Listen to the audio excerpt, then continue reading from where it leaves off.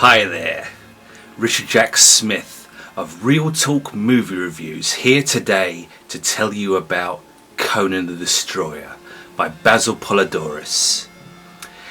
Tadlow is a special music label who re-record classic film scores. Under the baton of Nick Rain, they have delivered some amazing releases including El Cid and Ben-Hur. For the 1984 picture Conan the Destroyer, Basil Poledouris followed in the footsteps of his previous effort, Conan the Barbarian, delivering a big, large-scale score. And for this follow-up, he improves upon his earlier ideas. No wolf witch here.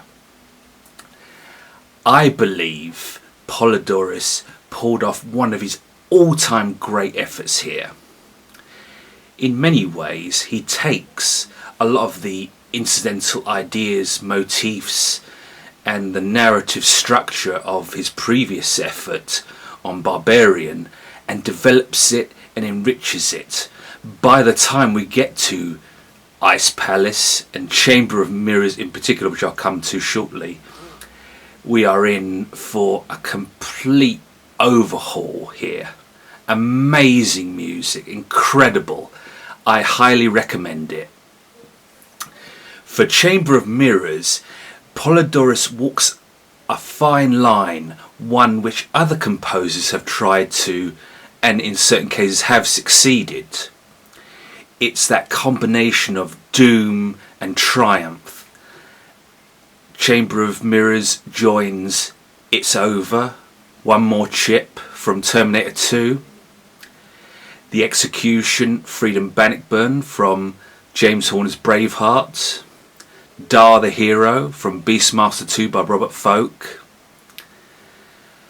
And it's all because of the writing, the amazing sense of orchestration we get. Poledouris was expert at using brass, strings, woodwinds, and there's a sweet moment right towards the end which, in the context of the film and also on the album, I find always surprises me, and that is something I believe is becoming unique and virtually unheard of in this day and age, where everything is kind of in service of the moment rather than looking beyond that to something that might be playing counter to what we're seeing on screen. If you see the moment in the film, you'll know exactly what I mean. It's a moment of lightness, of empathy that we don't expect, and I champion that to the hilt. His action writing, spectacular, incredible. And I would like to say a word or two about Atlantean Sword, which was the piece of music which debuted in Conan the Barbarian, and he brings back for this effort. A sound of destiny, of great things to come. The melody just wraps you up and you get caught up in it, and I always look forward to hearing it, as I do Column of Sadness, Wheel of Pain, which gets a reprise in Conan the Destroyer. Poledouris was a great composer.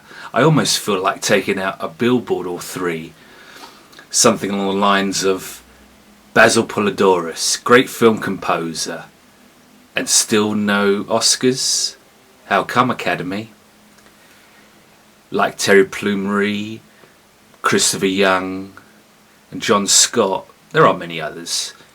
Basil Poledouris never got an Oscar nomination in his lifetime. Sometimes a composer will produce a great score for an average film or even a terrible one. Poledouris worked on a few Steven Seagal movies, including On Deadly Ground, and his reputation might have been affected by that, I don't know.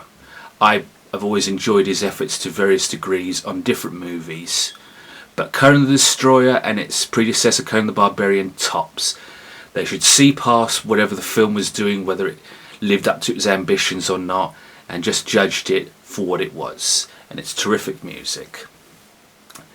There are lots of little ideas here. There's music for Bombata, who's like the warrior that fights against or resists Arnold Schwarzenegger's character, kind of like his arch nemesis, although that's not really explored until later on in the film. You've got Grace Jones's character, who's rather amusing, but then you've got Mako, who's got that do, almost like an Indian Japanese kind of flute idea, which pops up again, which wasn't overly explored in Conan the Barbarian, but gets a bit more airtime for this, and I think makes Destroyer much better.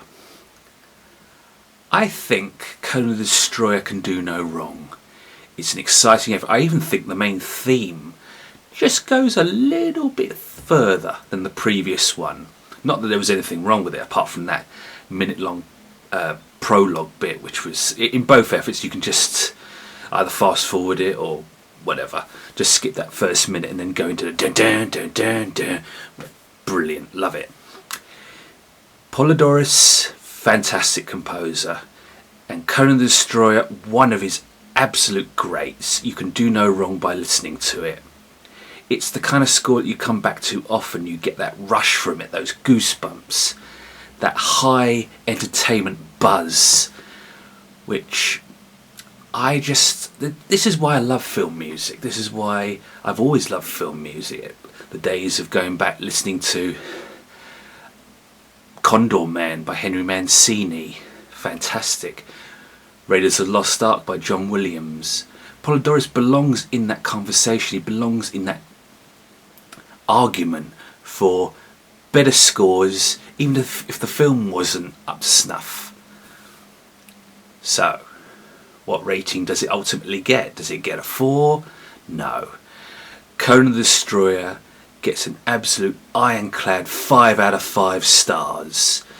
The 2 CD Tadlow release, produced by James Fitzpatrick, brilliant, highly recommended, not overly pricey either. I think you can pick up a good copy for £20, and there are also tracks that can be heard on YouTube.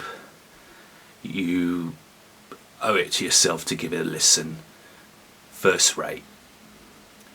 For more film and soundtrack reviews, please visit Betty Jo Tucker's website, Real Talk Movie Reviews.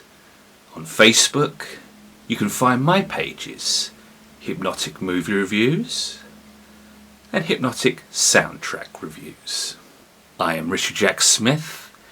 If you want to, please leave a like or subscribe, and I will see you in the next review.